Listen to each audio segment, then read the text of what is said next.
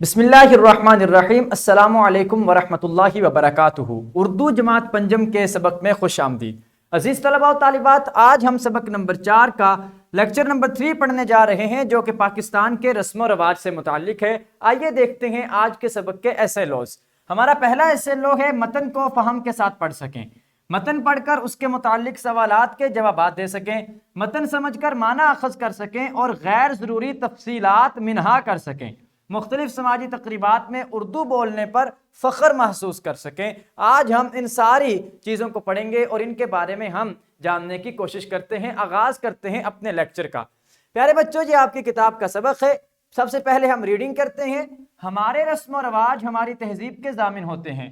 ہر قوم کی تہذیب، ثقافت اور رسم و رواج مختلف اور انفرادی نوعیت کے ہوتے ہیں۔ کسی قوم کے عقیدے، نظریے، رسم و رواج، زبان اور اس کی مخصوص سرگرمیاں اس کی تہذیب و ثقافت کی عکاسی کرتی ہیں۔ پاکستان ایک ایسی اکائی ہے جس میں مختلف ثقافتوں اور تہذیبوں کے عوامل شامل ہیں۔ پاکستان کے تمام صوبوں کے علاوہ متعدد قبائل کا الگ الگ رہن سہن اور علیحدہ رسوم و رواج ہیں۔ پاکستان کے لوگ مہمان نوازی کے حوالے سے مشہور ہیں۔ ہمارے ہاں مہمان اور میزبان دونوں ہی رواجوں کی پاسداری کرتے ہیں۔ مہمان کسی کے گھر جاتے ہوئے بچوں کے لیے کھانے کی کوئی چیز لے کر جاتا ہے اور میزبان اپنے مہمان کی ہر طرح سے خاطرداری کرتا ہے اور اس کے آرام اور خوشی کا خیال رکھتا ہے۔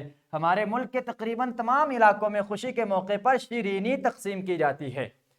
ہمارے مذہب میں بیمار کی تیمارداری کا حکم ہے۔ اگر کوئی بیمار ہو تو رشتہ دار اور دوست اس کی عیادت کے لیے جاتے ہیں۔ بیمار کے لیے پھل لے کر جایا جاتا ہے، اس کی صحت یابی کے لیے دعا کی جاتی ہے اور ہمت بڑھانے کی کوشش کی جاتی ہے۔ عید کے حوالے سے بھی ہمارے معاشرے میں چند رسوم رائج ہیں۔ عید الفطر کے موقع پر بڑے بچوں کو پیسے یا تحفہ دیتے ہیں، جسے عیدی کہا جاتا ہے۔ بچے بہت خوشی سے عیدی وصول کرتے ہیں۔ عید کی مبارکباد دینے کے لیے عید کارڈ دیے جاتے ہیں۔ عید کارڈ بہت خوبصورت اور دلچسپ ہوتے ہیں۔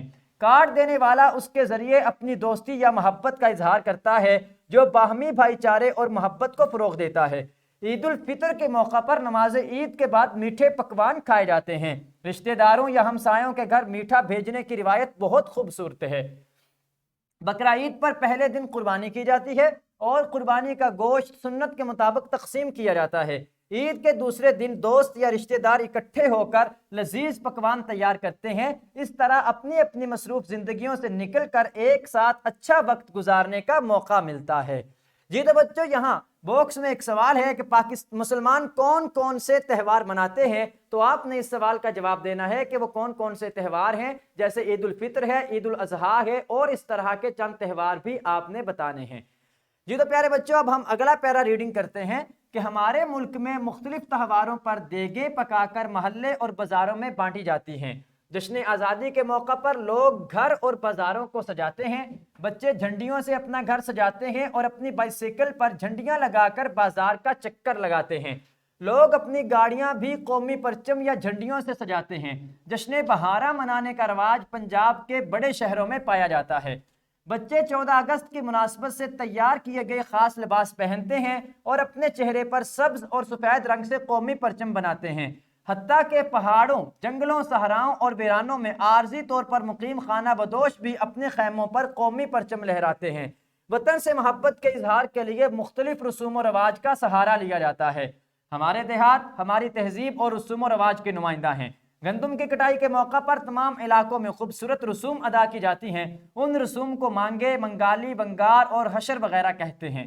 مظفر آباد کے قریب حسین سیاحتی مقام بھیڑی میں 3 روز بان فیسٹیول کا انعقاد کیا جاتا ہے۔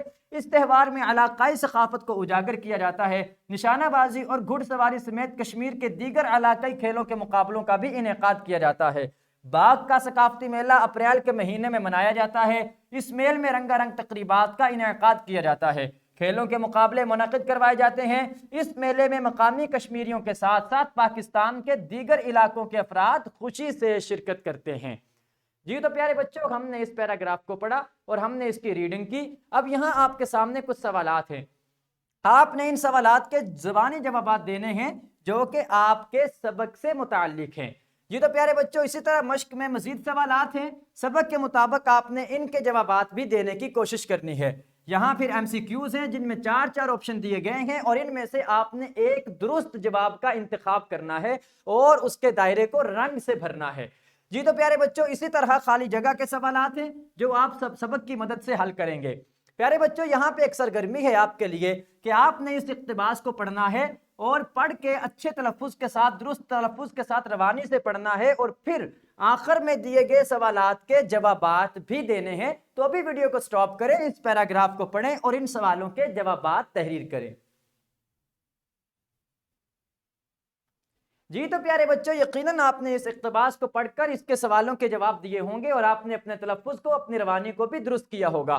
پیارے بچوں اب آپ کے لیے گھر کا کام ہے۔ گھر کا کام یہ ہے کہ بچوں کے رسالے سے کوئی مختصر کہانی تحریر کریں اور اس سے متعلق 5 سوال مع جواب تحریر کریں۔ یعنی آپ نے کوئی بچوں کا رسالہ لینا ہے، اخبار جہاں بھی ہو سکتا ہے، سنڈے میگزین بھی ہو سکتا ہے اور بھی کوئی رسالہ نونہال ہو سکتا ہے۔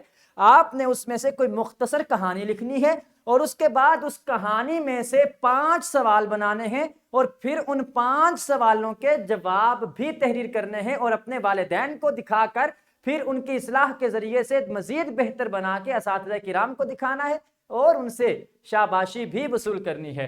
جی تو پیارے بچوں آج ہم نے متن کو پڑھا اور متن پڑھ کے فہم کرنا سیکھا اور پھر سوالات کے جوابات دینا سیکھے۔ اس کے ساتھ ہمارا آج کا لیکچر مکمل ہوا۔ کل انشاءاللہ نئے لیکچر کے ساتھ حاضر خدمت ہوں گے۔ اس ویڈیو لیکچر کی ڈسکرپشن میں آپ دیکھ سکتے ہیں ورک شیٹ، لیسن پلان اور PPTs۔ اس کے ساتھ ہی مجھے اجازت دیجیے، کل دوبارہ سے حاضر خدمت ہوں گے۔ تب تک کے لیے اللہ ہم سب کا حامی و ناصر ہو۔ اللہ حافظ۔